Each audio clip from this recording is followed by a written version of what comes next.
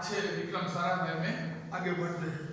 उन्होंने अंतरिक्ष की गहराइयों से आने वाली रहस्यमयी कॉस्मिक किरणों पर अनुसंधान करके केम्ब्रिज विश्वविद्यालय में सन 1947 में पीएचडी की उपाधि हासिल की। जो अंतरिक्ष से आने वाली जो कॉस्मिक किरणें हैं उन पर उन्होंने संशोधन करके अपनी पीएचडी की डिग्री प्राप्त की। कहाँ पर? तो केम्ब्रिज विश्वविद्यालय में।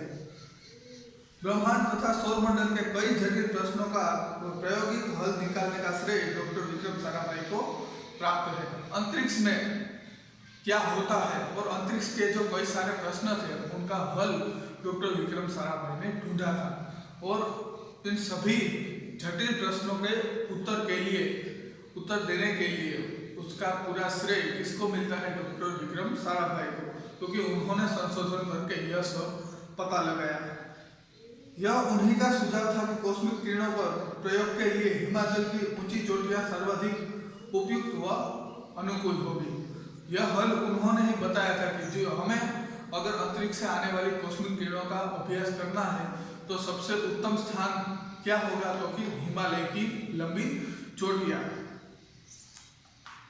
इसलिए भारत सरकार ने गुलमर्ग में वैज्ञानिक उपकरणों से लैस एक प्रयोगशाला स्थापित की और गुलमर्ग जो कि हिमालय में है वहां पर उन्होंने एक प्रयोगशाला स्थापित की। डॉक्टर विक्रम साराभाई के निजी प्रयासों से सन 1947 में भौतिक अनुसंधान प्रयोगशाला अहमदाबाद में स्थापित हुई और अहमदाबाद में भी उन्होंने डॉक्टर विक्रम साराभाई के कई सारे प्रयासों से अहमदाबाद में भी एक प्रयोगशाला स्थापित की गई, जिससे वह आजन्म संबंध रहे और वहां पर वह अपनी पूरी उम्र वहां पर ही रहे और साथ में उन्होंने बहुत सारे संशोधन और प्रयोग भी किए। साथ ही उन्होंने देश में वस्त्र उद्योग की तकनीकी समस्याओं के हल निकालने के उद्देश्य से अहमदाबाद की टेक्सटाइल इंडस्ट्रीज रिसर्च एसोसिएशन की आधारशिला रखी और આપણે ગુજરાતીમાં કહે ને કાપડ ઉદ્યોગમાં આધુનિક ઉપકરણોથી કાપડ કેમ બનાવવું એના માટે છે ડોક્ટર વિક્રમ સારાભાઈ અમદાવાદમાં એક મોટી કાપડની મિલ નાખી, એક મોટો કાપડનો ઉદ્યોગ નાખ્યો। अहमदाबाद में टेक्सटाइल इंडस्ट्री रिसर्च एसोसिएशन की आधारशिला रखी और अहमदाबाद में सबसे बड़ा जो टेक्सटाइल इंडस्ट्री थी उनकी नींव भी डॉक्टर विक्रम साराभाई ने ही रखी थी। भौतिक अनुसंधान प्रयोगशाला डॉक्टर विक्रम साराभाई परमाणु शक्ति, अंतरिक्ष विकिरण, सूर्य, ग्रह, तारा, प्लाज्मा, भौतिकी और खगोल पर वह कार्य करते थे।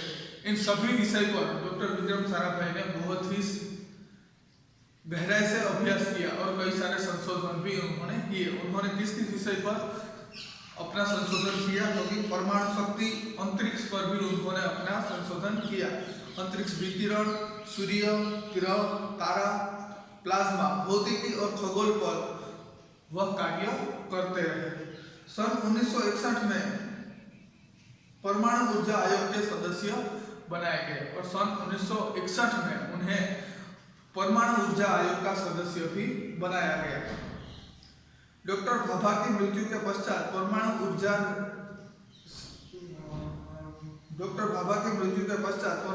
संस्थानों का भार युवा वैज्ञानिक डॉक्टर विक्रम साराभाई के कंधों पर ही आ गया। डॉक्टर होमी भाभा जो कि परमाणु ऊर्जा पर वह संशोधन कर रहे थे, उनकी मृत्यु के पश्चात उनका सारा संशोधन किसके कंधों पर आ गया? क्योंकि डॉक्टर विक्रम साराभाई के कंधों पर। उन्होंने भारतीय अनुसंधान केंद्र का गठन किया। डॉक्टर विक्रम साराभाई उनके पहले अध्यक्ष बने और भारतीय अनुसंधान केंद्र उन्होंने बनाया और उनके सबसे पहले सदस्य कौन थे? तो कि डॉक्टर विक्रम साराभाई। यह उनकी अगुवाई एवं अथक परिश्रम का ही परिणाम है कि भारत में दूरसंचार, दूरदर्शन व मौसम विज्ञान के लिए प्रक्षेपित अनेक उपग्रह अंतरिक्ष में सफलतापूर्वक कार्य कर रहे हैं और उन्हीं के ही कारण अंतरिक्ष में जो भी उपग्रह है वह कार्य कर रहे हैं। उन्होंने डॉक्टर विक्रम साराभाई के अनुसंधान यानी कि उनके संशोधनों के कारण ही आसमान में जो भी आज उपग्रह है जो कि हमें सभी माहिती देते हैं कि अंतरिक्ष में क्या क्या हो रहा है, मौसम की माहिती देते हैं, अंतरिक्ष में होने वाली कई घटनाओं की भी हमें माहिती देते हैं। तो यह सभी जो उपग्रह है वह किनके कारण अंतरिक्ष में हमने भेजे हैं, क्योंकि डॉक्टर विक्रम साराभाई उन्होंने ही बहुत सारे संशोधन करके इन सभी उपग्रहों को अंतरिक्ष तक पहुंचाया था। डॉक्टर विक्रम साराभाई ने अपना संपूर्ण जीवन भारत तथा विज्ञान के समग्र विकास के लिए समर्पित कर दिया। उन्होंने अपना पूरा जीवन है वह भारत और विज्ञान को ही उन्होंने अपना पूरा जीवन है वह समर्पित कर दिया था। भारत के विकास में उत्कृष्ट योगदान के लिए उन्हें कई राष्ट्रीय और अंतर्राष्ट्रीय सम्मान प्राप्त हुए और भारत में जो उन्होंने कई सारे संशोधन किए उनके लिए राष्ट्रीय और अंतर्राष्ट्रीय अवार्ड और सम्मान भी उन्हें मिले हैं।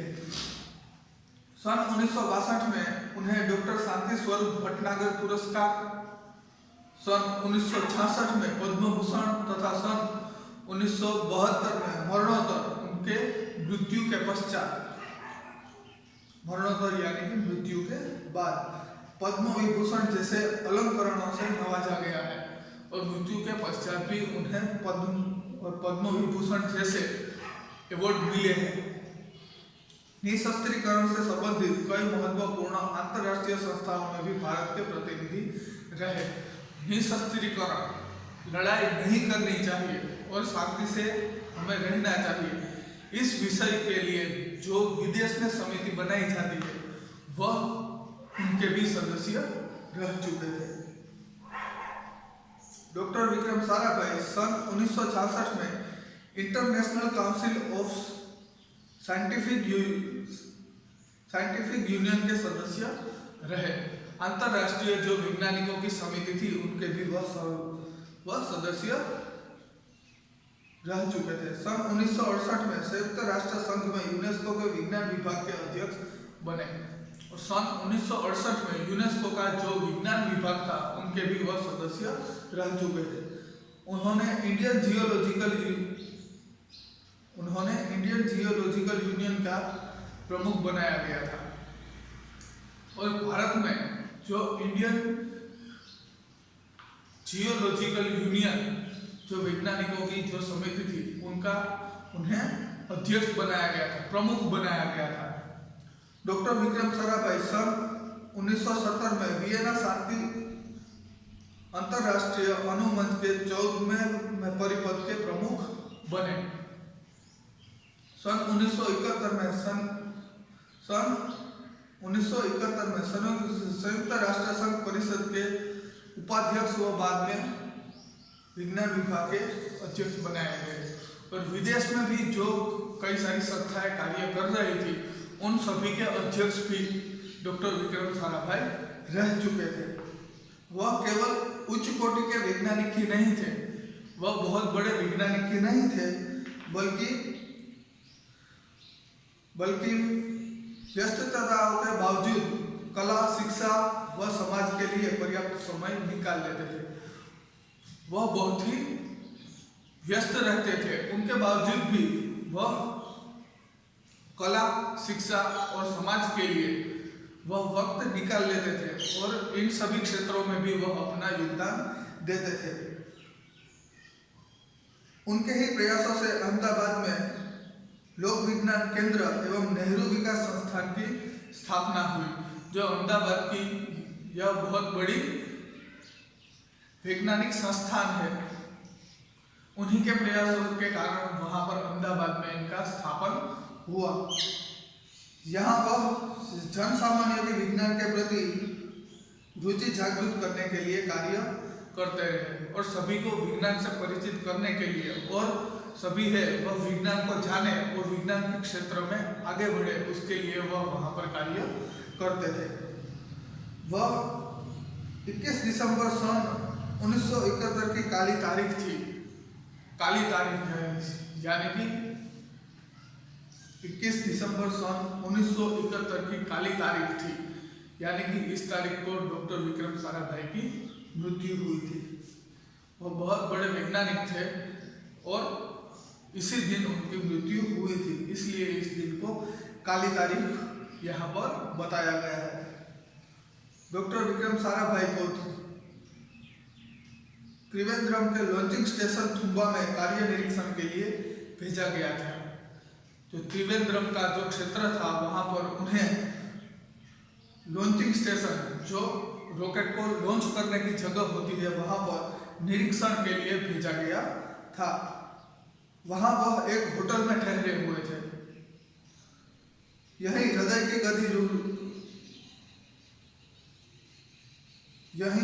गति रुकने से उनकी मृत्यु हो गई और यहाँ पर हृदय की गति रुकने से उनकी मृत्यु हो जाती है।